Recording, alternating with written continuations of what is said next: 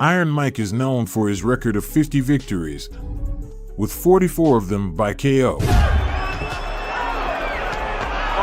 combination of the head, and down goes. However, there were days when the outcome of the events in the ring wasn't positive for him. In this video, we will not only recount the first night Tyson faced a defeat, but also the story behind why he possibly lost his focus by then. As the fight against James "Buster" Douglas approached, Mike Tyson's team was facing increasing issues. It's common knowledge that Tyson had a tense relationship with his coach. This tension would later affect him when he stepped into the ring. Kevin Rooney, who had been instrumental in his success, parted ways with Tyson before the Douglas fight. This meant he had to be trained by Jay Bright. Many claimed that this was the moment Tyson began to show signs of lack of discipline, not only in his training but also in his lifestyle. This would take a toll on him when he entered the ring. Meanwhile, his behavior outside the ring was marked by excesses. In fact, it was around this time that legal problems started cropping up. The combination of all these factors resulted in a neglect of his physical conditioning and proper training. Amidst all he was going through, the countdown to the fight, which would take place in Tokyo, Japan, continued ticking. Both boxers arrived on February 11, 1990, the day when the fight between James "Buster" Douglas and Mike Tyson took place in Tokyo, Japan. Tyson, the undisputed champion feared for his knockout power, entered the fight displaying the aggression that characterized him.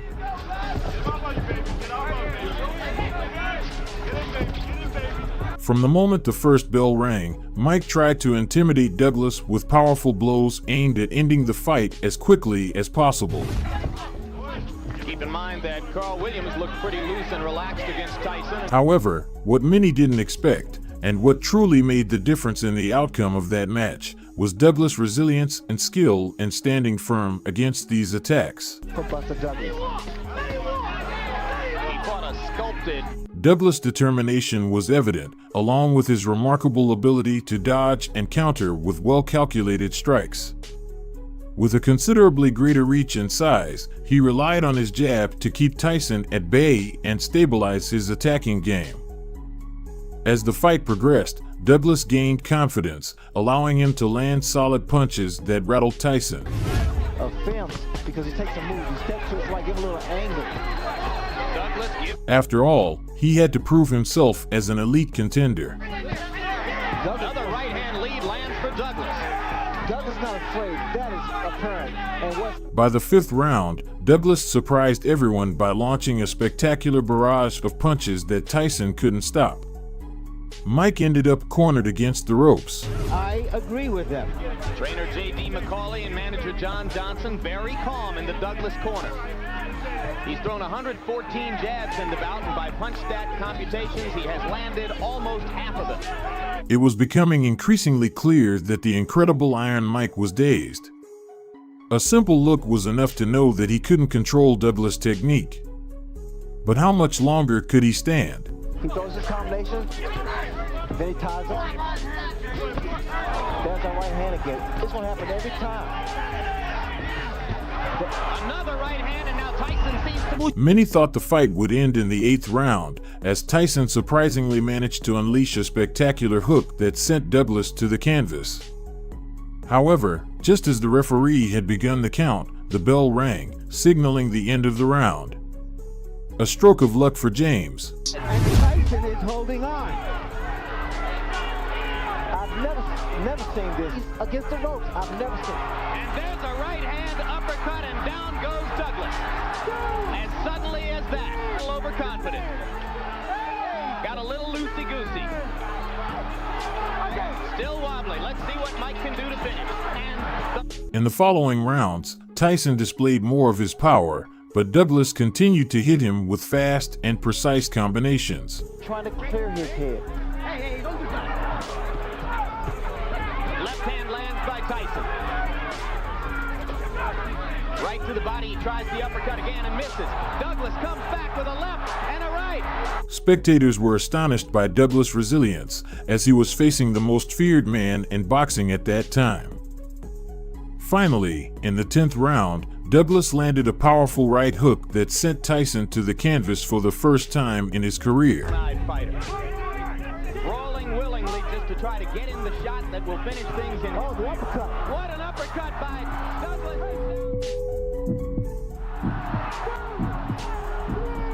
The referee began the count, and to everyone's amazement, Tyson couldn't get up before reaching 10. Mike Tyson. Thus, James "Buster" Douglas had become the new world heavyweight champion. He not only stepped into the ring against all odds, but also stepped out of it, leaving a significant mark on the history of boxing. But what happened to the favorite of the match? Another moment that taught Mike Tyson humility was his encounter in the ring with Lennox Lewis. This would provide one of the most sensational and embarrassing episodes. The fight carried an economic potential as substantial as the animosity between the two fighters. Originally scheduled for April 6, 2002, in the city of Sin, the first press conference took place almost 6 months before. Tyson stormed onto the stage, and upon seeing Lewis, he lunged at him. This could be considered the beginning of his downfall. During the conference, punches were thrown, and several individuals attempting to prevent the fight from happening under the stage were injured. This led the WBC president to file a lawsuit against the fighters and organizers for over $50 million. Additionally, the Nevada Athletic Commission revoked Tyson's license, leading to the fight being relocated to Memphis. When the bell rang, Tyson unleashed himself like a beast. It was evident he was seeking a knockout, attempting to land powerful blows. However, his pleasure in this would be short-lived against one of the heaviest opponents of his career. By the 3rd round, the British fighter was dominating the ring. Thanks to his physical advantages, he managed to cut Tyson in various parts of his face. Yeah, you want him to get closer. Don't make it look so pretty standing out there bobbing and weave. Get close, make it raggedy. By the 8th octavo round round, se a estaba one-sided viviendo- contest was underway, and Lennox connected with a powerful right uppercut to Tyson's jaw, leaving the baddest man on the planet lying on the canvas. Oh, he's doing a good job. He's got heart. You can't take that from him. Right hand from Lewis, and Tyson goes down for the 3rd time in his career. Physical and mental defeat was inevitable. Tyson didn't even attempt to get up. Nor did he show interest in another high-profile fight. Douglas and Lennox were among the toughest opponents Iron Mike ever faced. With their victories, it can be said that Tyson lost more than just a fight. Only 5 men managed to defeat Mike Tyson in his entire career, resulting in a total of 6 losses. Evander Holyfield is the man with the most victories over Iron Mike, having defeated him twice. Can these losses truly be attributed to a lack of discipline and a life of excess, or had his glory years simply passed? Let us know your thoughts in the comments. From its beginnings, Mike Tyson promised to be a legend. However, when his best years came to an end, this legend didn't know how to retire with dignity. Do you want to know which 3 fights marked the end for Iron Mike? Watch us until the end. It could be said that Mike decided to confront his destiny when he made the decision to face Evander Holyfield head-on. At that moment, they were seen as 2 animals destined to meet. Their fight was scheduled for November 9, 1996. On the other hand, Evander Holyfield had established himself as one of the most important and respected cruiserweight fighters in the world. In case you didn't know, the term refers to the boxing category, among other combat sports, which is also often called junior heavyweight. But it wasn't a title that fell into his lap. Before facing Tyson, Holyfield had already defended his name against formidable fighters like George Foreman and Larry Holmes. As part of his preparation to face Tyson, he hired former WBA champion Mike Weaver as his trainer. Meanwhile, Mike Tyson was not in the best moment of his career. In fact, many questioned his physical and mental state, claiming that he looked quite deteriorated after the turbulent events he went through. At the start of the fight, we could see Iron Mike throwing powerful punches, just like we were used to seeing from him. However, it didn't take long for Holyfield to demonstrate that he had prepared much better than Tyson. Evander knew that the best option was to keep Mike at a distance. That's why, from the first second, he showed smart evasive maneuvers against all of Tyson's attacks. What was the trick behind this? Holyfield would gain the opportunity to familiarize himself not only with Tyson's rhythm in the ring, but also with a rhythm of his own that would allow him to face Mike. You know what? Never you saw Evander Holyfield throw a nice body shot, and it's going to be one shot, and that's it. The audience was expectant, but it could be said that they didn't receive what was coming until a little later. Round 2. In the next round, Holyfield was already ready to switch from defensive to offensive mode. And that's exactly what he did.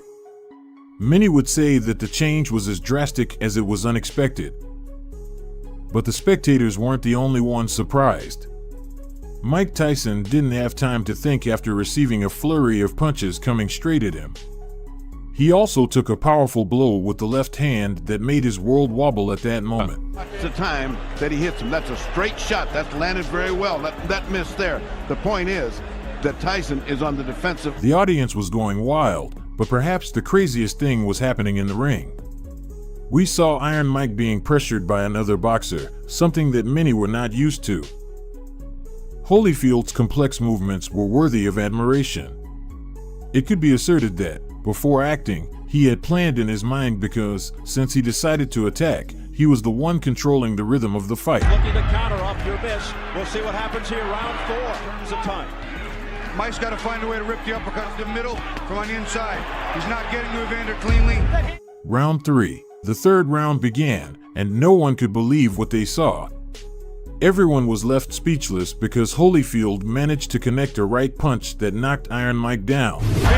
Champion, like the overachieving warrior that Oh, down goes Tyson! This event was not something that would go unnoticed, as it was only the second time in Mike Tyson's entire career that he tasted the canvas. The arena was almost brought down by the excitement of the crowd. But for those who really like to analyze every detail of the fights, they had already understood the message. What had just happened was enough for many to know who would be victorious that night. The anger Tyson showed after his fall played well for Holyfield. Evander took advantage of it to keep gaining the upper hand. Knowing how to play, Tyson received a headbutt from his opponent, which the referee deemed accidental. Tyson when they come together. Now see, they both came together. Nobody. See, look at that. Look at that. It's almost as if he got it. No, it's even worse too, Freddie. You'll see it again. He doesn't see it. His head's turned to the side, and it just, again, shot to the temple shot. Round 10 and 11. In the 11th round, Evander managed to corner his rival, leaving him almost no chance to react. Those who were commentating on the fight were saying, Tyson is in trouble. But in the end, he was saved by the bell. Right hand. Oh, a straight right. Combination by Holyfield. Oh, Tyson's in trouble. Looking to put Tyson down and fight. Tyson in fight. Thus, the referee stopped the fight and awarded the victory to Evander, making Tyson taste defeat for the second time in his life. And even though Tyson spoke with respect and gratitude for Holyfield, it didn't take long for him to demand a rematch. Now we come to June 28, 1997, the day that was described as one of the strangest fights in history. Tyson, instead of learning from his mistakes, showed himself to be much more erratic than ever. His movements were completely reckless, perhaps driven by the thirst to prove that no one could ever defeat him again. History repeated itself when Evander Holyfield accidentally headbutted Tyson in round 2, causing a cut over his eye. At the start of round 3, Tyson initially refused to wear his mouthguard. And just 40 seconds before the end of the round, Tyson decided to bite Evander Holyfield's ear, tearing off a piece of cartilage. Keep your eye on Mike. See, Mike has just, look at him. You can see it. You can see it. There it is. Well, and that hurts like hell, but he certainly had a big fight. And that's a danger. Evander and his team requested that the fight be stopped, but it was only for a couple of minutes, and then it resumed after Holyfield received medical attention. However, Tyson remained at a disadvantage. Not content with just one bite, Tyson bit his opponent's ear again, causing chaos in the ring.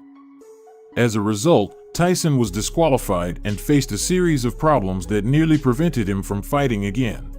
After winning a couple of fights, in an attempt to refuse to put an end to his career on July 8, 2002. This is possibly one of the most important encounters in Tyson's career, as he was rebuilding himself while more and more sponsors were abandoning him. On the other hand, Lewis was acclaimed as one of the best heavyweights in the world. His punching power was equivalent to that of Iron Mike himself, leading many to boast that Tyson would be nothing more than a punching bag. At the beginning, Tyson tried to gain an advantage with his savagery. He threw a series of rapid and powerful punches, but his rival didn't fall for his trap. Throughout the round, Lewis managed to keep his distance. In the following rounds, something similar was seen until Lewis began to dominate the pace of the fight. With his jab, he managed to counter Tyson, which made Tyson frustrated. Lewis connected a right hook to Tyson's jaw, putting him on the canvas. And although he managed to get up, it was not before the referee finished the count. Highly motivated to come into this fight, hoping that this fight would Got hard. No, you can't take that from big right hand from Lewis. These were 3 fights that managed to end Tyson's career in seconds. Even though he refused to let go of his years of glory, he couldn't recover from being defeated. What do you think caused Tyson's downfall?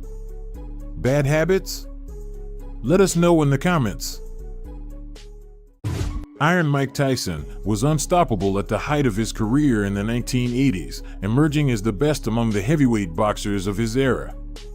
By the end of the 1980s and the beginning of the 1990s, Tyson had accumulated 3 world titles in the heavyweight division. His success seemed unstoppable, but a knockout in 1990 would change his story. Tyson won the WBC heavyweight title on November 22, 1986, by knocking out Trevor Berbick in the 2nd round.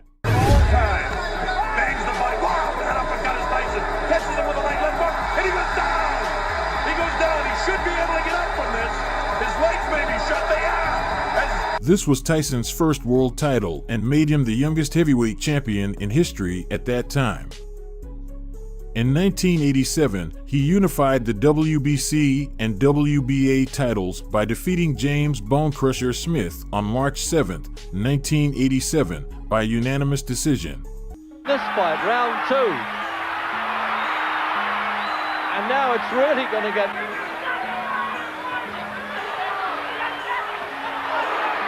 It was the same year that Kid Dynamite became the heavyweight champion, recognized by the 3 major boxing organizations, WBC, WBA, and IBF.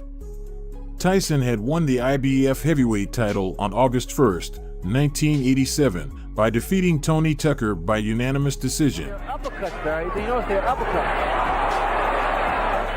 There has to be concern now in Tyson's corner. This is the most competitive fight. At that time, Iron Mike was only 21 years old, becoming the youngest undisputed champion in boxing history. The 3 titles gave him a dominant position in the heavyweight division and solidified his status as one of the most prominent and respected boxers in the world. By 1990, the baddest man on the planet was globally recognized and enjoyed unparalleled success. He had already accumulated 37 consecutive victories, 33 of which were by knockout. However, such success also brought problems in Tyson's personal life. He was dealing with a turbulent love life and his divorce from actress Robin Givens.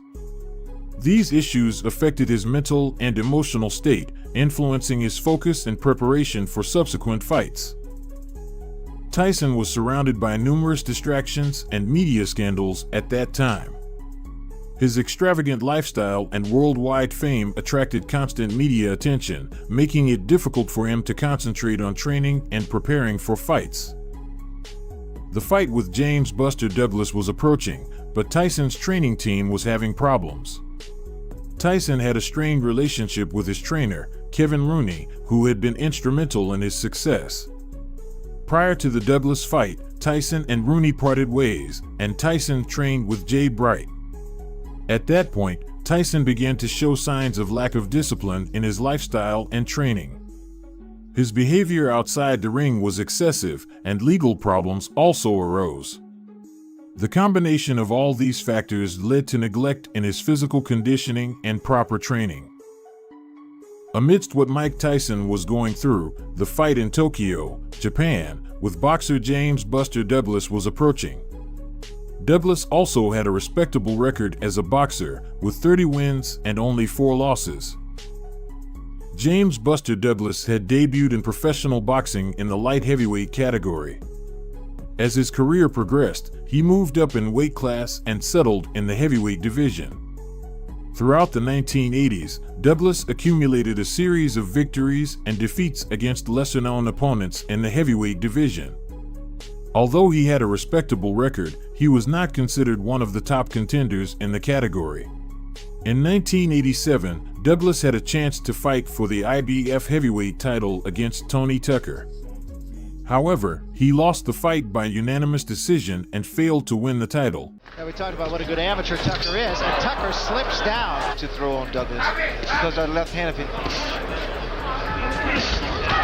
There was a big left hand by Douglas. That was a great shot.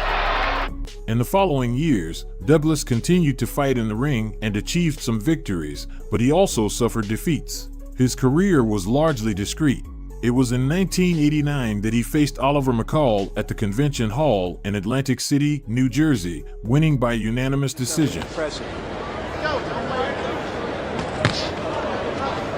division's wide open for candidates to fight Tyson, and Douglas will win. James Buster Douglas was also facing personal and professional problems and going through difficult times in his personal life. His mother, Lula Pearl, who had been his motivation and support throughout his career, passed away a few weeks before the fight with Tyson. Additionally, Douglas had a reputation for lack of discipline and struggled with his weight. Prior to the fight with Tyson, he had difficulty staying in shape and was considered out of shape. Throughout his career, Douglas had not received the recognition and opportunities he deserved. He was not considered an elite contender in the heavyweight division, leading to a lack of motivation and self-confidence. On February 11, 1990, James Buster Douglas faced Mike Tyson in Tokyo, Japan. The fight began with Tyson, the undisputed champion, feared for his knockout power, exerting his characteristic aggression. From the first bell, Tyson tried to intimidate Douglas by throwing powerful punches with the intention of quickly ending the fight. However, what many did not expect was Douglas' resilience and ability to withstand the attacks. Keep in mind that Carl Williams looked pretty loose and relaxed against Tyson. Douglas demonstrated great determination, the ability to dodge punches, and respond with well-calculated counterattacks. With considerably greater reach and size, Douglas used his jab to keep Tyson at bay and destabilize his attacking game. As the fight progressed, Douglas gained confidence and started landing solid punches that took a toll on Tyson. The fifth round was surprising when Douglas unleashed a flurry of spectacular punches that Tyson couldn't stop and almost cornered him against the ropes. It's going to happen every time. Another right hand, and now Tyson seems to be wobbled. Mike is not throwing back. It was evident that Mike was stunned and couldn't control Douglas' technique. In the eighth round, it seemed like the fight was going to end when Tyson threw a spectacular hook that sent Douglas to the canvas. Here he's against the ropes. I've never seen. And there's a right hand uppercut, and down goes. The referee began the count, but to Douglas's benefit, the bell rang, announcing the end of the eighth round. Tyson showcased his power in the following rounds, but Douglas stood firm and continued to hit the champion with quick and precise combinations. Right to the body, he tries the uppercut again and misses. Douglas comes back with a left and a right. right! Douglas' resilience surprised all spectators as he faced the most feared man in boxing at that time. Finally, in the 10th round, Douglas landed a powerful right hook that knocked Tyson down for the first time in his career. Rolling willingly just to try to get in the shot that will finish things in. Oh, the uppercut. What an uppercut by Douglas, and down goes Tyson. The referee began the count, and to everyone's amazement, Tyson failed to get up before the count reached 10. James Buster Douglas had become the new world heavyweight champion, defying all expectations and leaving an indelible mark on the history of boxing. This fight was a perfect example of how the undisputed favorite can be defeated when facing an opponent who shows bravery, skill, and relentless determination. James Douglas proved that in boxing, anything is possible, and his victory over Mike Tyson is remembered as one of the greatest surprises and achievements in the sport of boxing. Few boxers can boast such a remarkable and eventful career as Mike Tyson. He holds world records such as the youngest heavyweight world champion, the highest paid heavyweight world champion in history, and the holder of the most rapid knockouts in his illustrious career. Iron Mike experienced meteoric rises and crushing falls, doping scandals, and imprisonment. Mike's reputation and the charm of his name were so intimidating that many of his opponents would become intimidated even before stepping into the ring. However, there were those who tangled with Tyson and played with his mind, provoking him before the fight and attempting to affect him psychologically. On October 9, 1985, Mike Tyson entered the ring to face the inexperienced boxer Donnie Long, who showed no respect before the fight and did everything possible to disturb him. Even the most fervent supporters understood that the odds of winning were as likely as a snowman not melting in the Sahara Desert. Nevertheless, the boxer persisted in creating a problem for himself, imagining how he would deal with Mike in the center of the ring. However, inside the squared circle, Long expected to assume the role of the lamb prepared for sacrifice. The fight lasted 1 minute and 28 seconds, during which Tyson sent the arrogant boxer to the canvas 3 times. Tyson, Long as Tyson comes out with a strong right hand barrage again. 19 years of age. Long is 27. Wow. Well, comes out with a strong right hand barrage again. this is as bad as I've ever seen Donnie Long look, but give And he Tyson goes down. He collapses, and this one is over as the doctor's record. On May 20th, 1986, Iron faced perhaps the most hated opponent of his career, Mitch Green, a promising boxer with a solid amateur career, who had previously been a member of a street gang in Brownsville that had conflicts with a gang Tyson also belonged to during his high school years. The atmosphere before their fight was filled with tension to the limit. The arrogant prospect showed no shyness and even promised to kill Mike in the ring. However, in the squared circle, all of Green's arrogance literally vanished after the first failed punch. Feeling the strength of his opponent, Mitch stopped even thinking about winning and focused entirely on surviving. At some point, Mike began taunting his opponent, dancing in front of him with his hands down and easily evading the scarce punches, after which he unleashed a series of punches. To be honest, Tyson didn't even attempt to knock out the arrogant opponent, but calmly scored points in a total domination. Despite running throughout the entire fight, Green managed to reach the end, and the victory, by unanimous decision of the judges, went to the magnificent Mike. For his 21st straight win and his 71st, Mike Tyson.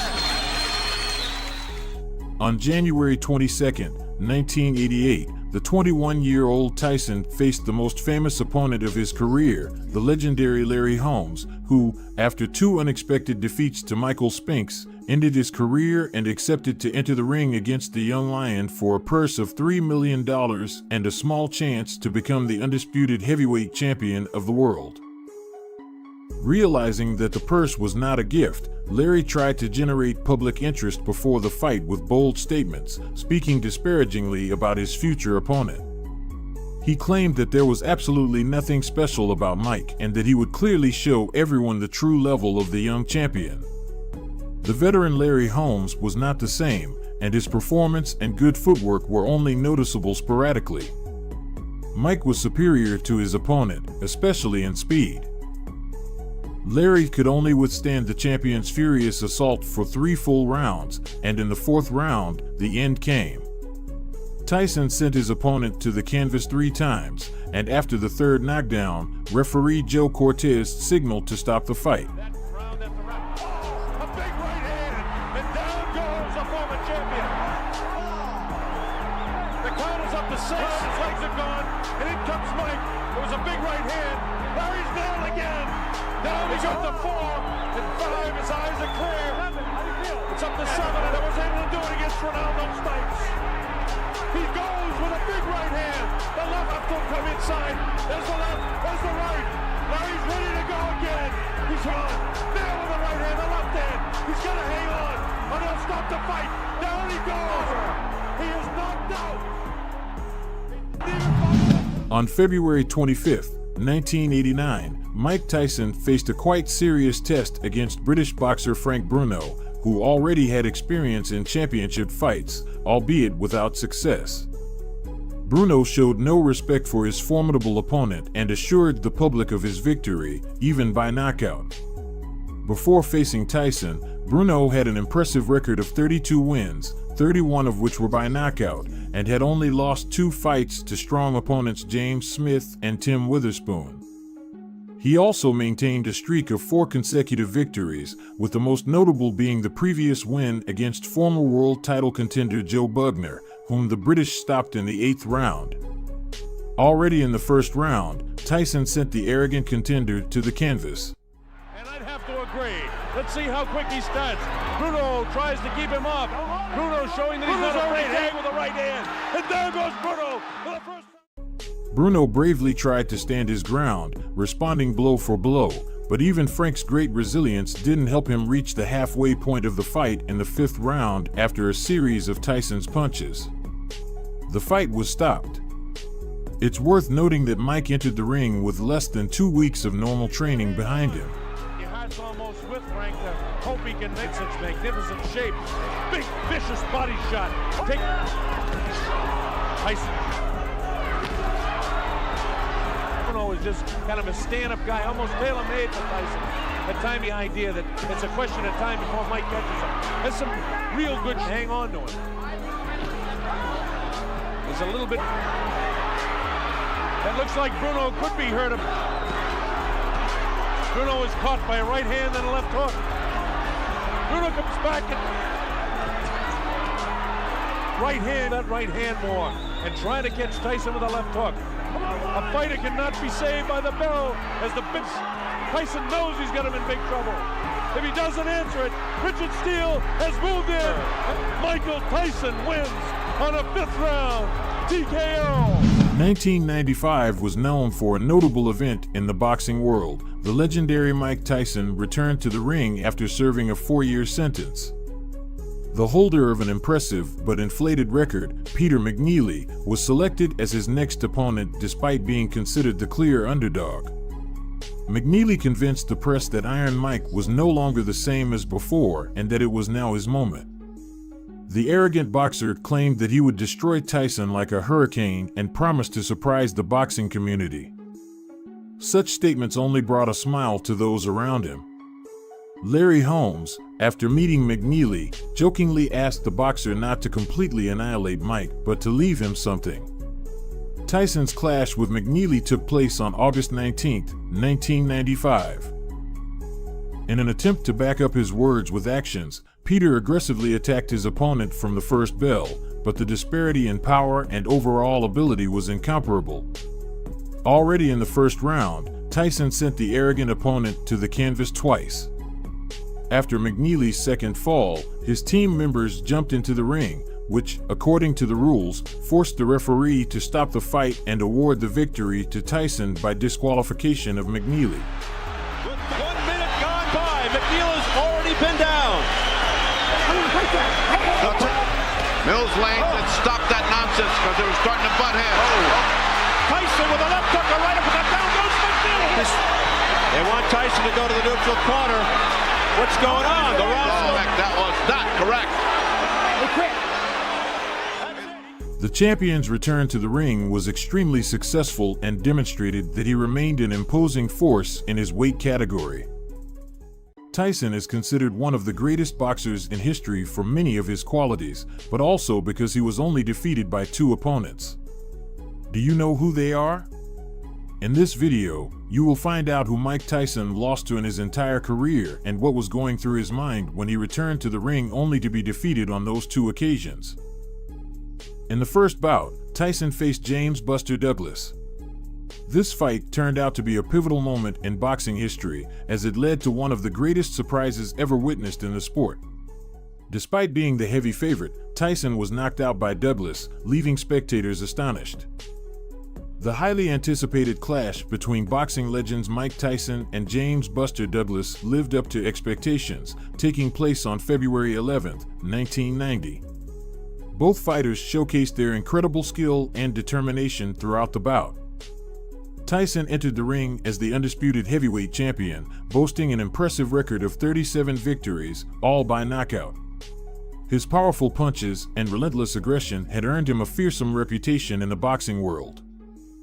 On the other hand, Douglas was considered an underdog in this fight. Despite his commendable record of 29 victories, he was not seen as a serious threat to Tyson's dominance. However, Douglas proved everyone wrong with his exceptional performance. From the start, it was clear that Douglas came prepared to give his all. He displayed remarkable footwork and defensive techniques that minimized Tyson's attacks. I think the weight has made a difference in his... Keep in mind that Carl Williams looked pretty loose and relaxed against Tyson until... Additionally, Douglas showed great accuracy and power in his counterattacks, catching Tyson off guard multiple times. Jab, he landed twice. Watch the right hand of Buster Douglas, but the problem I still see... See, Mike has to be careful also because Mike's standing in front of him. As the rounds progressed, it became evident that it wouldn't be an easy victory for Tyson. Douglas maintained composure and focused on executing his plan perfectly. The audience watched in awe as he consistently landed clean blows on Tyson's face, visibly wearing him down. Right hand and a good right uppercut and 2 more good rights by Douglas. I don't think I've ever seen it. Now Mike is not going on, he's not attacking Buster Douglas, which indicates that there is some respect here. And also a little puzzlement, right? In the 8th round, a moment of shock and disbelief swept through the stadium when Douglas delivered a powerful uppercut that sent Tyson to the canvas. The referee began the count as everyone held their breath, waiting to see what would happen next. Try to get in the shot that will finish things in the uppercut. One-eyed fighter. Rolling, willing, uppercut by Douglas, and down goes Tyson. To everyone's amazement, Tyson struggled to get back on his feet but failed to beat the count. This stunning turn of events led to Buster Douglas being declared the winner by knockout, a monumental upset considering the slim chances he had against one of the boxing greats. The aftermath of this bout left both fans and analysts astounded by what had transpired inside the ring. It served as a reminder that no boxer is invincible and anything can happen in the world of boxing. After 31 years, Tyson mentioned in an interview that he wasn't focused on the fight because he was too preoccupied with having sexual relations. In conclusion, the showdown between Mike Tyson and James "Buster" Douglas will forever be remembered as one of the greatest surprises in boxing history. It highlighted the unpredictable nature of this sport and showcased Douglas's exceptional skills and determination to overcome adversity. Finally, we come to his encounter with Danny Williams. Although not fully recovered from previous setbacks, Tyson showed glimpses of his former brilliance during this bout. However, Williams managed to overcome him and secure the victory. Before recounting the fight, few fans are aware that Mike Tyson accepted the match due to financial problems, in addition to being more than 17 months without fighting in the ring. Mike Tyson vs. Danny Williams was an epic battle that took place on July 30, 2004. This highly anticipated boxing match showcased the immense talent and skill of both fighters. Mike Tyson, a former heavyweight champion, faced the formidable Danny Williams in what promised to be an exciting contest. Both Tyson and Williams demonstrated their prowess in the ring, landing powerful punches and displaying their strategic maneuvers. Another left hook upstairs, a left uppercut, stagger The bout was intense from start to finish, with each fighter giving their all. However, it became clear that Tyson's experience and technical superiority were evident early in the fight. He took a point away for something. And here comes Tyson. But it was all part of Danny Williams' strategy, as he knew he had a better physique and endurance, so he wanted to exhaust the former champion while he preserved his energy. After the third round, we see the roles reversed, and now Tyson takes a defensive position against the ropes. Despite his notable efforts, Tyson struggled to keep up with Williams' relentless attacks. The underdog dominated the ring with his incredible speed and precision. He knows it, and he throws combinations. He looks the shiz way, firing shots. Tyson in some difficulty here in round 4. In the fourth round, Williams unleashed a devastating combination of blows that sent Tyson to the canvas. Him off, a la Evander Holyfield and Lennox Lewis, and he's having it. Big right hand by Danny. The crowd erupted in cheers when referee Joe Cortez announced that Danny Williams was the winner by technical knockout. Tyson couldn't recover before the count reached 10. The bout against Kevin McBride marked a disappointing end to Tyson's career. After enduring a series of defeats and struggles in his personal life, he stepped into the ring with McBride. Unfortunately, it was clear that Tyson's prime had passed, and he ultimately lost the fight. The highly anticipated bout between Mike Tyson and Kevin McBride carried many expectations and speculations. This fight showcased opposing styles and strategies from both fighters. It was our former champion's last fight on June 11, 2005. Mike Tyson, known for his aggressive style and knockout power, entered the ring with years of experience and an impressive record. On the other hand, Kevin McBride was seen as an underdog, but he had proven to be a tough competitor in his previous matches. From the beginning of the fight, it was evident that both fighters wanted to win. The intensity and determination displayed by Tyson were remarkable. Despite his age at that time, he showed glimpses of his former glory. It will depend early on Joe Cortez. Will he listen? There's a left hook getting ripped in. However, to do with the loss to Williams, it was 100% because of the knee injury. His powerful punches had their usual impact on McBride. However, as the fight progressed towards the later rounds, it became clear that age had caught up with Tyson.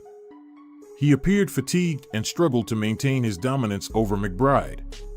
Seizing this weakness, McBride took control of the fight with his relentless pressure and physicality. The body work of Tyson has been very, they're not used to recently. Tyson also going to the forearm tactic, you may have noticed.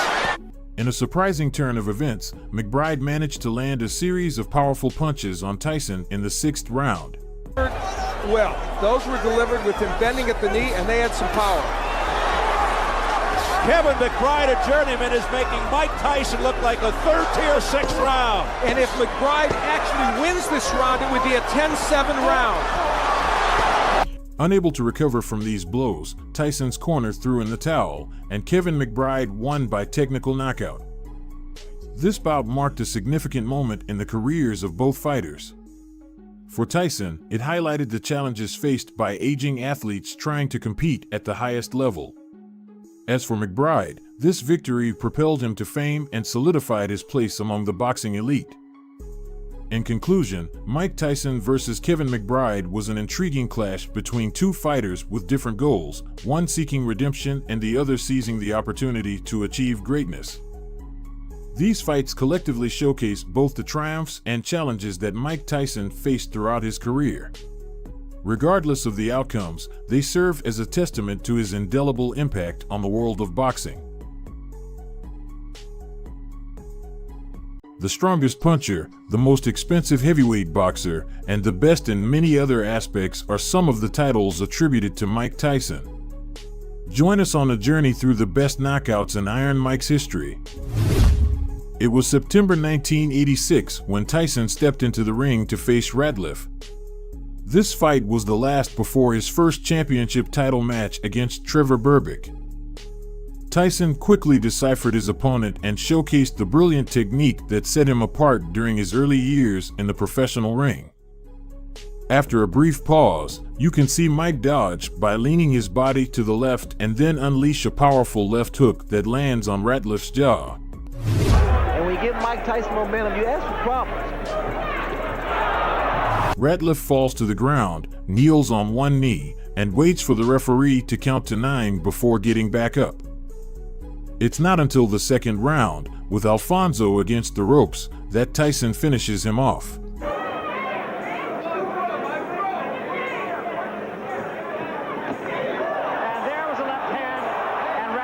Sit it out. Right hand, that should be just about it. Davey Pearl looking very closely. And that's all. It's over.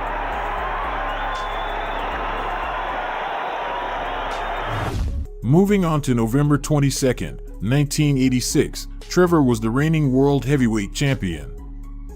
By the end of the first round, Berbick had already missed several hard punches and was on the brink of being knocked out. But he remained standing. Berbick in trouble here.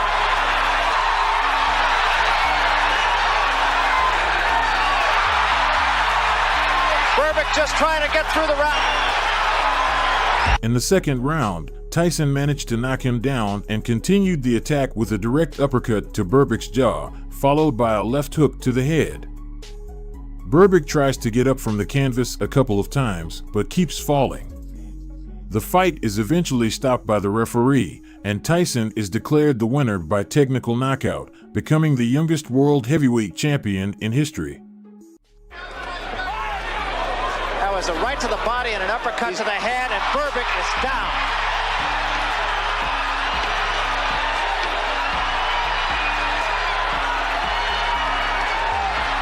This one is... By May 30th, 1987, for the fight against Pink Lon Thomas, Iron Mike was already famous for his brutal power against opponents, which would be evident in this fight. Pink Lon had only one loss on his record, to Trevor Berbick, who had already been defeated by Tyson. At the beginning, Mike's lateral punches were evident, to which Pink Lon resisted. And one of those punches is going to land. The left hook there. Beautiful. Thomas held on until the 6th round when Tyson unleashed a devastating series of hooks with both hands, ultimately sending him to the canvas. Pan and that staggered Thomas. And a right hand behind it. Thomas in trouble again. And now Tyson moves in for the kill. 2 uppercuts in the left hand. Thomas trying to hold on. Serious trouble. And down he goes. The victory was brutal and absolute. Tyson had hit Thomas with everything he had, regardless of the consequences. The showdown read the posters for the fight between these two undefeated champions. This was perhaps the most significant event in the professional boxing world in 1988. Midway through the first round, Tyson threw a right hook to the chin. Spinks fell, the referee started counting, and he got up after hearing 3. But not for long. Really heavy landing in, but he's taking them. The uppercut, body shot, down goes. Mike Spinks for the first time. Thanks to a powerful combination of left and right punches directly to his head, Spinks found himself on the canvas again. It took only 91 seconds of the first round for the fight to end. Many of Tyson's opponents were knocked out for the first time in a match against him. Larry Holmes can relate to this case. Holmes insulted Tyson repeatedly at the start of the fight. Mike didn't take it well, and it was quite evident. During the fight, Iron Mike didn't hesitate to showcase his animal instinct in full display. Never has received the credit, but he was a great champion in his prime. At age 38, you know. The end came in the 4th round when Holmes was knocked down 3 times. Larry gets nailed with the left hand, the right hand, digs to the body, goes to draw right hand, gets clipped with a big right hand. After the knockout, Larry experienced a fainting spell and concussion. It was clear he needed a doctor to help him up. Later, he had to swallow the insults he had thrown at Tyson and called him a true champion, considering this fight as his only defeat. The tough road back was the title given to Tyson's fight against Alex Stewart. After suffering a defeat against Buster Douglas, tarnishing his reputation and losing his title, Tyson knew this was his only chance to reclaim both. Only 10 seconds into the fight, he succeeded. Stewart was knocked down with 2 rapid right punches, getting up at the count of 5, only to be knocked down again around the 1.5-minute mark. The third knockdown came from a quick left hook at around 2.5 minutes. This gave Tyson the victory by technical knockout. That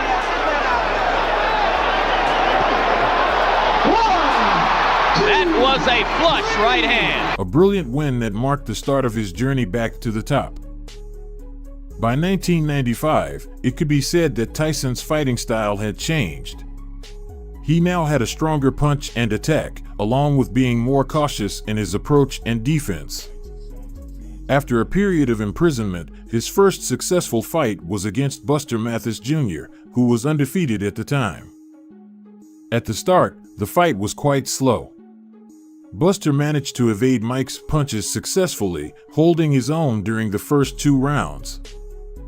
Nevertheless, the third round showcased a series of Tyson's most powerful uppercuts. This sent Mathis to the canvas, and the referee counted to 10. That right foot and pivot, swing around on your opponent's side, and then cross. Another right uppercut, and down goes Mathis. See, he stepped back and did it again, stepped off and around, and ripped that up. One of the shortest heavyweight title fights in boxing history took place in September 1996. It took only 1 minute and 49 seconds for Tyson to aggressively attack his opponent. Despite Selden throwing a series of left jabs and using his distinctive tactics, Mike evaded them effortlessly. Selden was first knocked down by a left hook. He got up at the count of 8 but was knocked down once again by another left hook. Back comes Sheldon, and Tyson with a left hook, and Sheldon is down on his stomach. Steve, there are 2. Bruce, who rose once more, lost his balance. The referee stopped the fight, giving Tyson the victory by technical knockout. Thus, he became a 3-time world heavyweight champion. By the late 1990s, it seemed like the world was falling apart for Tyson. After a stint in prison and the revocation of his boxing license due to the Holyfield fight, the frequency of his matches changed. He could be seen in the ring approximately once every 6 months, but always against high-ranking opponents. One of these was against Francois Botha, a match for which Mike had only 1.5 months to prepare. Botha had the upper hand during the first 4 rounds, outperforming a Tyson who seemed to lack confidence. The fight went beyond the bell several times, and the fighters had to be separated, causing them to lose many points. Tyson was furious at Botha's taunts, confident in his victory. However, in the 5th round, a right punch from Mike sent Francois to the canvas. First time punch with both. Now again. But Tyson just showing no speed. Punches. A straight right hand. Down goes Botha. He may not get up.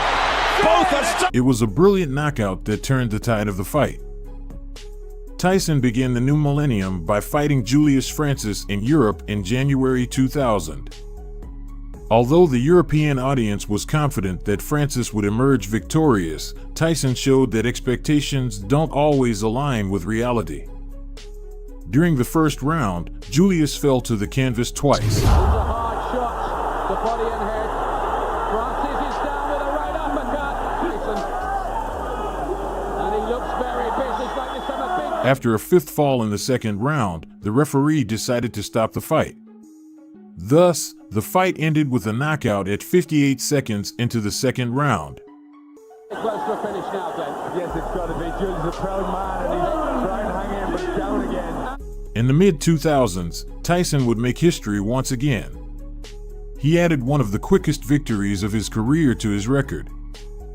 The fight began with Tyson's powerful hook knocking Lou down, who got up but wouldn't last much longer. 15 seconds. He's fast through this opening round. The referee tried to stop the fight, but Tyson was so immersed in the battle that he ended up hitting the referee in the back of the head. Finally, the fighters were separated, and Tyson was awarded the victory by technical knockout.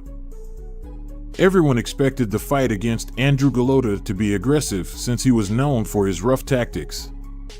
Golota was known for the best low blows, while Tyson for continuing to fight after the bell. Mike initiated the fight with his characteristic aggression, while Golota used his height advantage. Però deve lavorare parecchio con questo sinistro. Golota proprio per evitare che Tyson accorci la distanza. Speriamo che non sia niente. Gancio destro. After the first round, Golota repeatedly asked his trainer to stop the fight. Between the second and third rounds, Golota, of his own accord, stepped out of the ring and went into the audience. Thus, Tyson won by technical knockout. In October 2001, Tyson continued to deliver blows outside the United States. In a fight witnessed by 25,000 spectators, Nielsen was under a barrage of punches from Tyson. And right, Mike doesn't normally throw a right hand that straight. That was a pretty punch.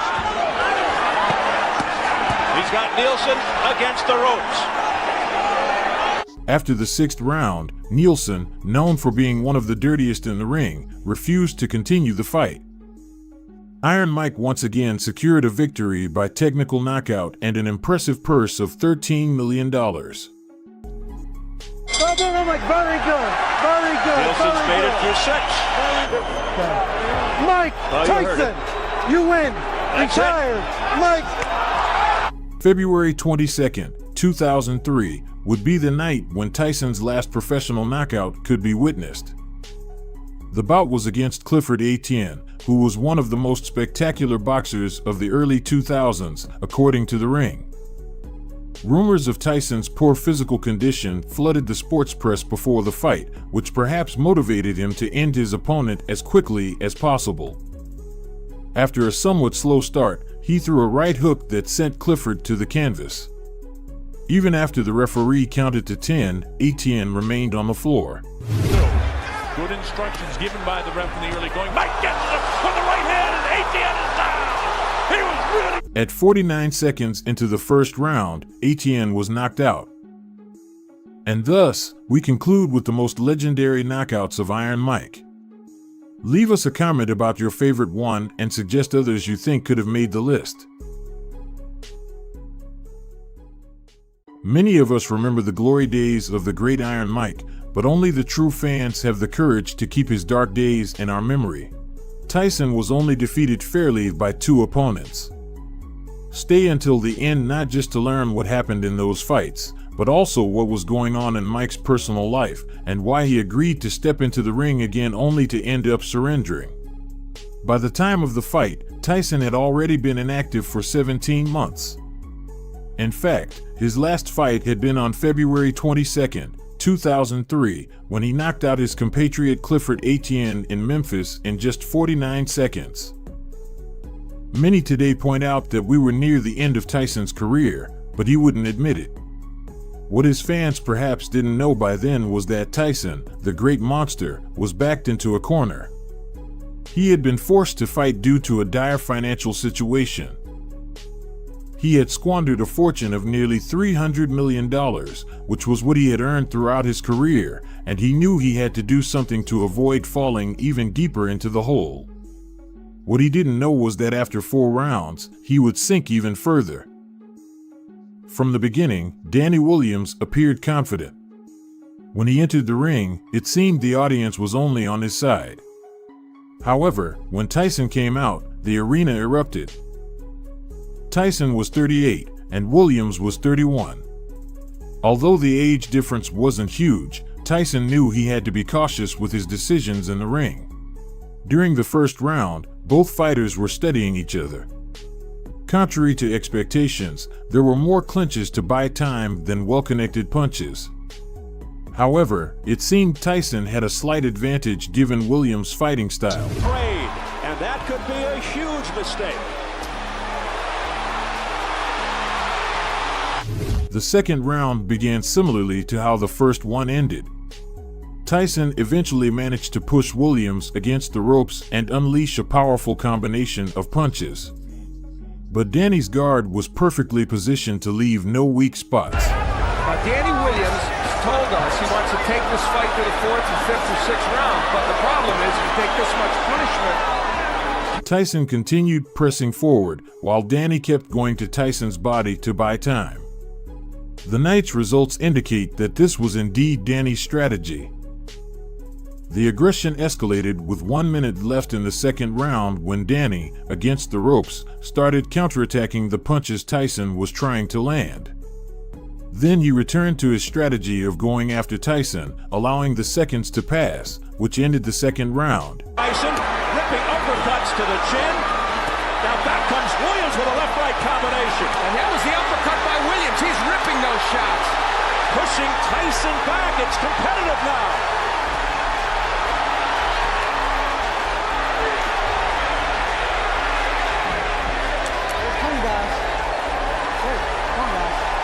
At this point, Tyson still seemed to have the fight under control. He was always moving forward, working his way in with punches to corner Danny. However, due to Danny's guard, Tyson couldn't land any hooks. The third round began, and it seemed being against the ropes had become customary for Danny, with the difference now being that he would fight more actively against Tyson. With 2:30 left in the third round, the referee tried to separate them when Williams hit Tyson in the face, a move that would foreshadow the end of this fight. He is really making an impact. There's some blood. Gradually, the aggression between these two fighters increased as the seconds passed. Tyson, now with a cut over his left eyebrow, began to show signs of fatigue. In the fourth round, Tyson came out ready to give it his all. He tried to throw a right hook to Williams' face, but missed. Danny knew he had to do something before Tyson found the perfect opportunity to land one of his powerful punches. So, he took the initiative. Now it was he who pushed Tyson against the ropes. Big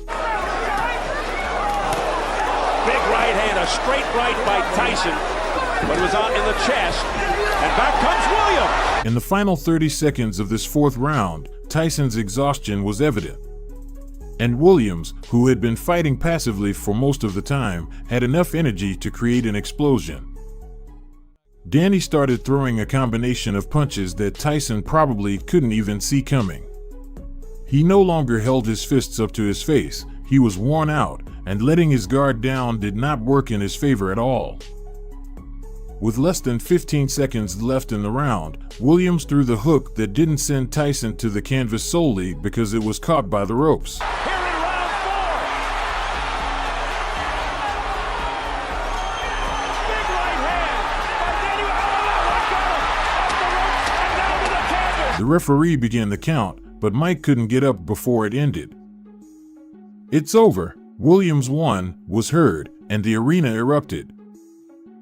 Williams had already said he would knock Tyson out in a few rounds, and he had kept his word. For him, the victory had opened the door to a world title fight. But for Tyson, it had perhaps been one of the bitterest moments of his career. Although this defeat wouldn't yet be the reason for his surrender. On June 11, 2005, the audience and the world witnessed what was called Tyson's surrender, his last legendary fight, which marked the pitiful end of his legacy. Many still claim that Kevin McBride stepped into the ring without merits or ambitions. In fact, the milestone of Tyson's defeat isn't attributed to him but to time and the excesses of his private life.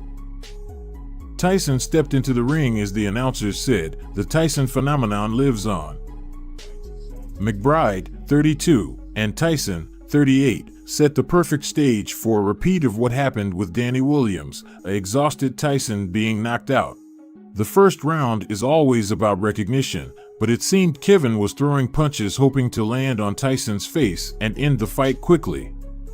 It was obvious that Kevin's slight height advantage put him in a privileged position for his hooks. A lot will depend early on Joe Cortez. Will he let the McBride kind of working the inside. We let him tie up. Tyson could only go for Kevin's body, trying to wear him down enough to knock him out. A strategy we had seen in some of his best fights before, but one Mike didn't seem to handle as well anymore. A long left by Mike Tyson. There's something else Mike Tyson's doing, and it might not hurt him tonight. On contrary to the Williams fight, from the beginning, it was McBride who controlled the match, pushing Tyson against the ropes and keeping his guard up against any counterattacks. Throwing wide sweeping hooks. I mean, that's, wide open to be countered. Nice uppercut on the inside, and again the hook, mostly an arm. As the bell rang to start the third round, Tyson came out furious. The audience could confirm that the Beast was still alive. But McBride wasn't ready to give up. The fourth round seemed to offer a glimmer of hope for Tyson. As the audience stood up intermittently, Tyson advanced and seemed to corner McBride with his combinations. However, none were strong enough to break through his guard. Tyson had managed to connect punches to Kevin's body as well as his face. But every time he returned to his corner, he looked more worn out. Someone with as much experience as him knew that the longer the fight lasted, the more he could be knocked out due to physical exhaustion. This made him come out furious in the fifth round, but McBride counterattacked as strongly as he could. And his strategy worked against him. Tyson was already starting to drop his guard, while Kevin took advantage to land punches on his face. He was probably recalling those last few seconds against Danny Williams. Punches in. Tyson, though, showing that obviously, and for the most part, it's keeping him in this fight. And right now, look at a stationary Mike Tyson, not throwing too many punches. And McBride popping shots off Tyson's head, and Tyson is starting. The final 15 seconds of the round were hell for Tyson. Kevin managed to put him against the ropes and, due to his lowered guard, connect a series of punches directly to his head. The phrase "saved by the bell" turned into a favor for Mike. The Great Iron Mike knew he had only returned to his corner because the round had ended. While his team tried to give him instructions, his head hung low, his gaze lost. The Beast was exhausted. Both fighters knew the sixth round was decisive, so when the bell rang, they both came out with all the power they had. The referee was forced to separate them after Tyson tried to break McBride's arm in a clinch. Both fighters were asked to fight fairly, and the round resumed. His guard was already down, and Tyson could only go for McBride's body to buy time. 2:20 remaining in the round, and Tyson trying to end it right here. So what a sense of urgency on both sides. But with less than 15 seconds left to finish the round, Tyson sat on the canvas. Right in the same position he was in his fight against Williams. He wasn't knocked out, but he couldn't get up. When he reached his corner, his team tried to encourage him. But Tyson surrendered. If seeing Tyson give up was devastating for his fans, hearing him say, "I realized I have nothing left," in the in-ring interview finished breaking them. It was a moment of humility and honesty for Tyson, as he admitted he had the ability to stay in shape, but his instinct when it came to fighting wasn't the same. Tyson said he didn't have the stomach to fight or the ferocity. He said he wasn't that animal anymore. He finally admitted that he was only accepting fights to pay off the debts he had accumulated from his controversial lifestyle. He closed with a tragic, "I'm sure I'll find something else to do. Boxing doesn't define me." Since he didn't want to disrespect the sport by being defeated by boxers of lesser caliber than him. And that's how a legend retired. That moment of humility earned him a permanent place in the hearts of boxing fans. His punches hadn't only taken him to the top, his consciousness and honesty upon retiring had humanized him. The Beast had become a living legend. Do you think these last fights tarnished the legacy of the Great Iron Mike? Let us know your opinion in the comments. From its beginnings, Mike Tyson promised to be a legend. However, when his best years came to an end, this legend didn't know how to retire with dignity. Do you want to know which 3 fights marked the end for Iron Mike? Watch us until the end. It could be said that Mike decided to confront his destiny when he made the decision to face Evander Holyfield head-on. At that moment, they were seen as two animals destined to meet. Their fight was scheduled for November 9, 1996. On the other hand, Evander Holyfield had established himself as one of the most important and respected cruiserweight fighters in the world. In case you didn't know, the term refers to the boxing category, among other combat sports, which is also often called junior heavyweight. But it wasn't a title that fell into his lap. Before facing Tyson, Holyfield had already defended his name against formidable fighters like George Foreman and Larry Holmes. As part of his preparation to face Tyson, he hired former WBA champion Mike Weaver as his trainer. Meanwhile, Mike Tyson was not in the best moment of his career. In fact, many questioned his physical and mental state, claiming that he looked quite deteriorated after the turbulent events he went through. At the start of the fight, we could see Iron Mike throwing powerful punches, just like we were used to seeing from him. However, it didn't take long for Holyfield to demonstrate that he had prepared much better than Tyson. Evander knew that the best option was to keep Mike at a distance. That's why, from the first second, he showed smart evasive maneuvers against all of Tyson's attacks. What was the trick behind this? Holyfield would gain the opportunity to familiarize himself not only with Tyson's rhythm in the ring, but also with a rhythm of his own that would allow him to face Mike. You know what? There you saw Evander Holyfield throw a nice body shot, and it's going to be one shot, and that's it. The audience was expectant, but it could be said that they didn't receive what was coming until a little later. Round 2. In the next round, Holyfield was already ready to switch from defensive to offensive mode. And that's exactly what he did.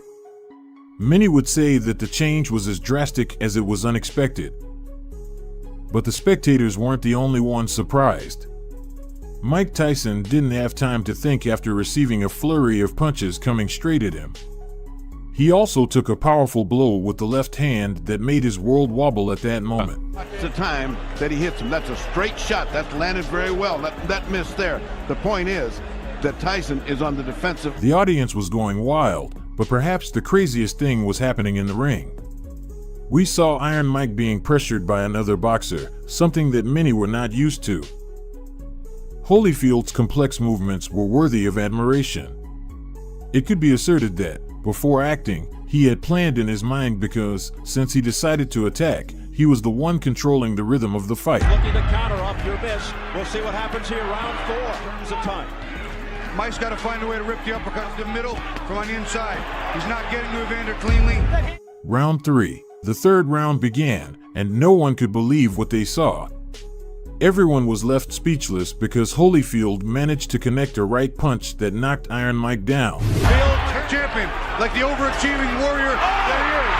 Oh, down goes Tyson! This event was not something that would go unnoticed, as it was only the second time in Mike Tyson's entire career that he tasted the canvas.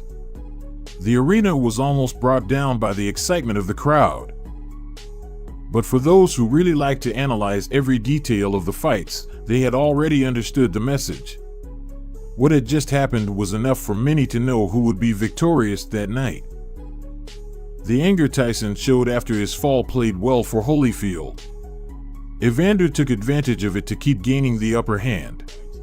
Knowing how to play, Tyson received a headbutt from his opponent, which the referee deemed accidental.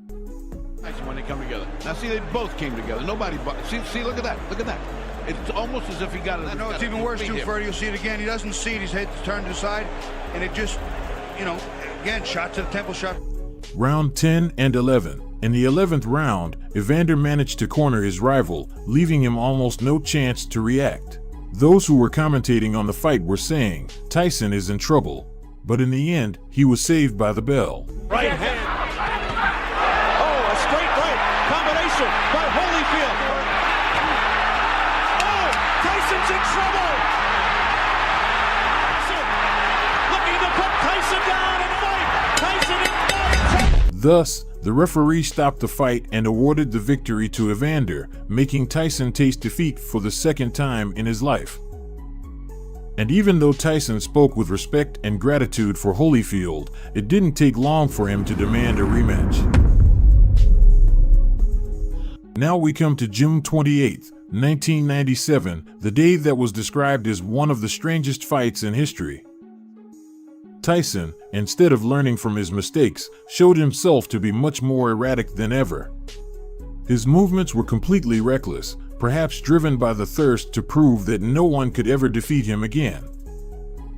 History repeated itself when Evander Holyfield accidentally headbutted Tyson in round 2, causing a cut over his eye.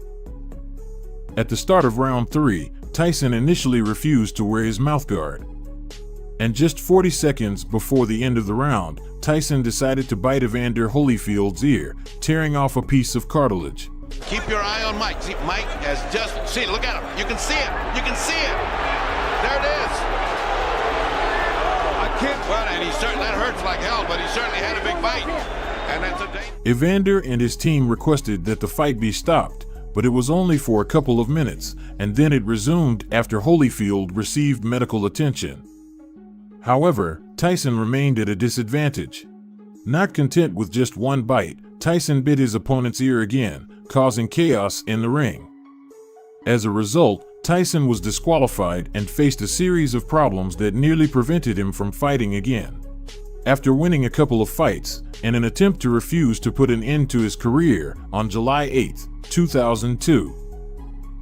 This is possibly one of the most important encounters in Tyson's career, as he was rebuilding himself while more and more sponsors were abandoning him. On the other hand, Lewis was acclaimed as one of the best heavyweights in the world. His punching power was equivalent to that of Iron Mike himself, leading many to boast that Tyson would be nothing more than a punching bag.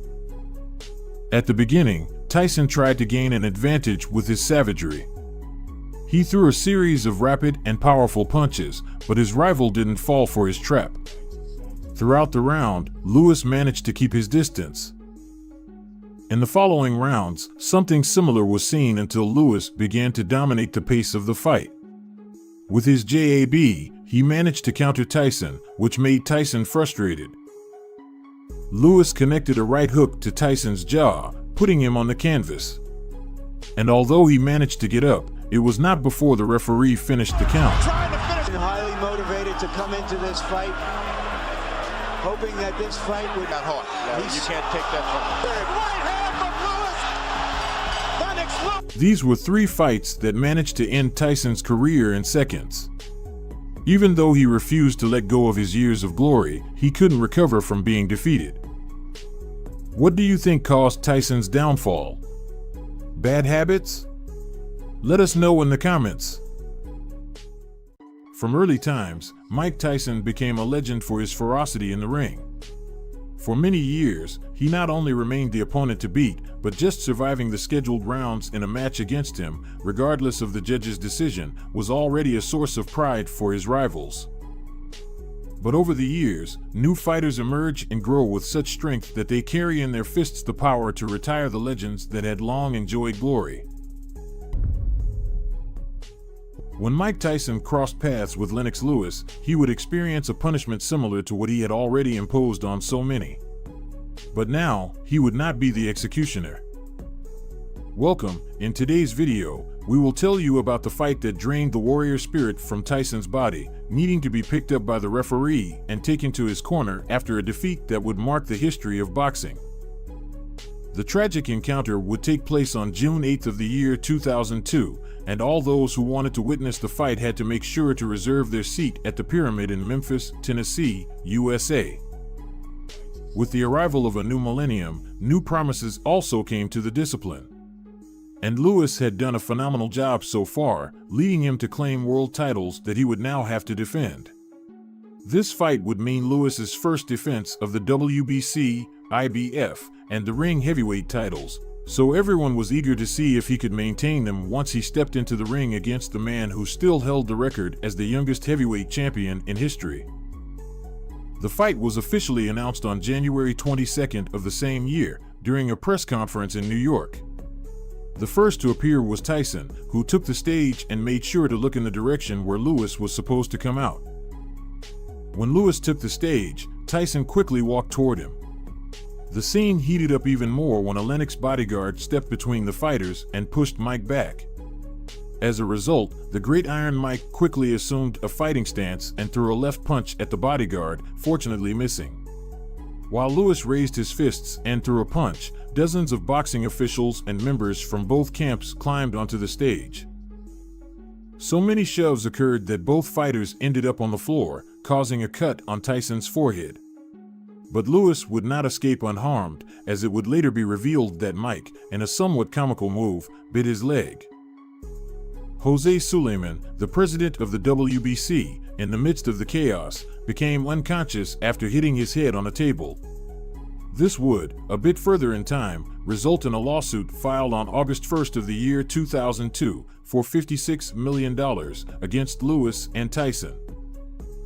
Originally, the fight had been planned to take place in Las Vegas on April 6th, but the Nevada State Athletic Commission voted 4-1 to deny Tyson a license on January 29th, as did several other states. In the end, Memphis secured the venue for the match under the promise of a site fee of $12.5 million, guaranteeing both fighters the hefty sum of $17.5 million. The judges for the fight would be Alfred Bakwana, Anik Hontonkum, and Bob Logist, while Eddie Cotton would referee the match to ensure it was as clean as possible.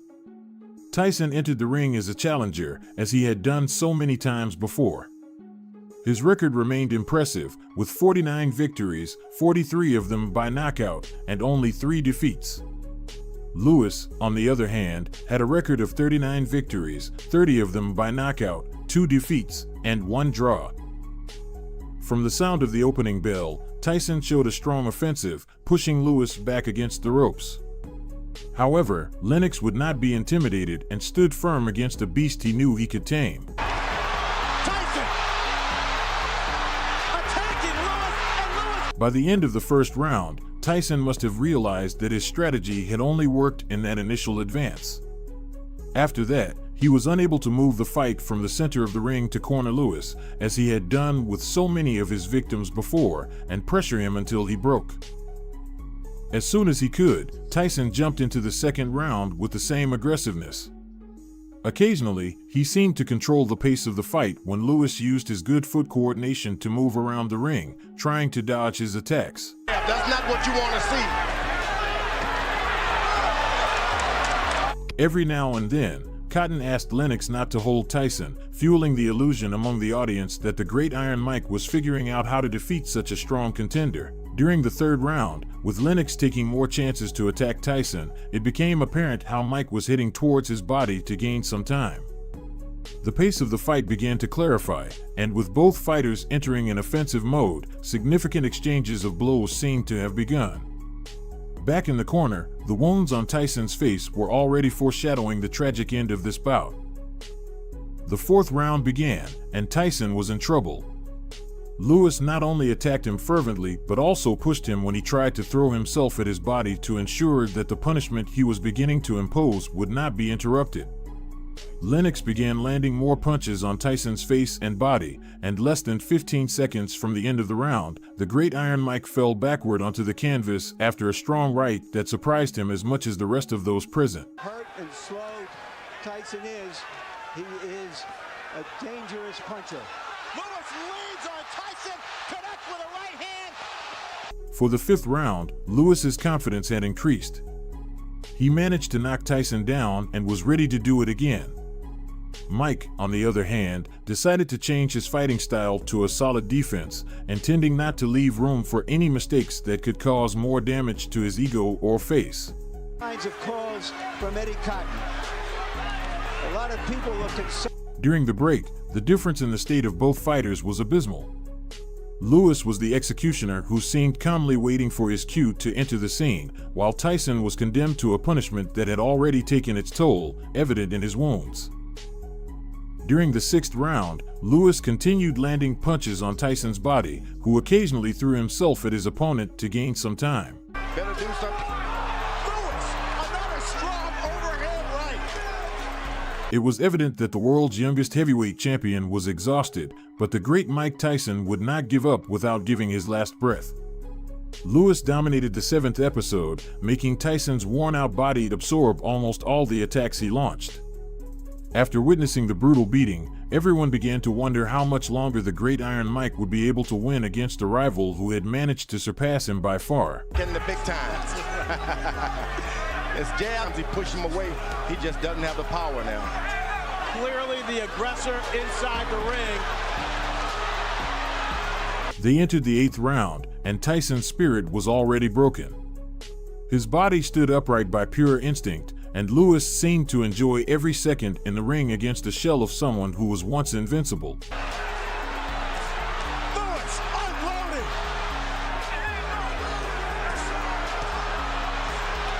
Lennox Lewis. Midway through the round, Lewis threw a left hook that made Tyson kneel, and the referee put some distance between the boxers.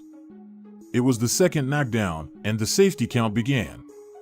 Tyson assured he could continue with the fight, only to be knocked down by a strong right from Lewis less than a minute later. Can't take that from him. Big right hand from Lewis, and Tyson goes down for the 3rd. With a cut above his left eyelid, bleeding nose, and many other wounds on his face, the Great Iron Mike was defeated during the 8th round, lying on the canvas. After getting up, it seemed like Mike's warrior soul had left his body. Unable to stand on his own, he needed help from the referee and his entire team to be moved to his corner. This fight does not define the great boxer that Mike Tyson is, but it does show that the years of glory do not last forever, and if you don't want to tarnish your record, it's better to know when to retire. If you've made it this far, we thank you. And we remind you that the best way to support our content is by leaving a like on the video and subscribing by activating the notification bell. We would like to hear your opinion on this match. We read your comments.